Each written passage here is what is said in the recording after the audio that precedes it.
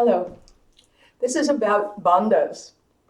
As we know, bandhas are means for containing life force in our bodies, not just containing, but also directing life force for clarifying processes in body-mind.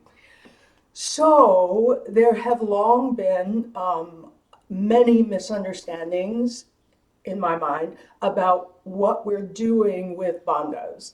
There has been a lot of hardening and effortfulness, which is very, very understanding when you don't quite have the full picture of what bondos can do for us. So, first of all, there's a sensitizing that needs to happen, and the sensitizing needs to happen all the way through the core body, from the pelvic floor, through the back of the abdominal wall, through the thoracic diaphragm, the heart, the throat, and calming brain. So that's first, and it's not difficult to do. It's just that we need to be given the right direction to proceed. So I'm offering a class on bandhas very soon, course with embodiedyoga.com. I'm asking you to join us. I would love to see you there. Just to say a little bit more for those of you who are actually really interested, the one of the keys, first of all, noticing prana. So first of all, taking our awareness to a more subtle level, which again is not hard.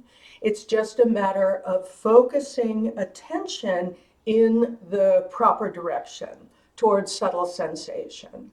So having done that in these critical ways, then we need to know something about what a basic whole body breath is, because prana is a whole body movement process. So subtle breath is just that. It's different from,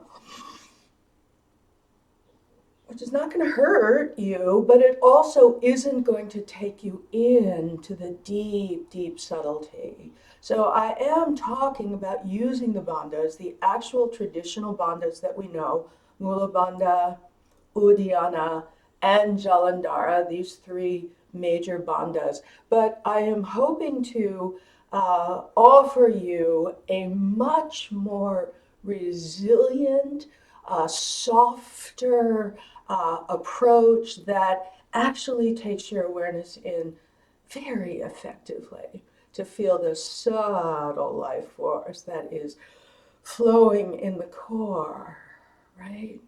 So join me for Bandhas.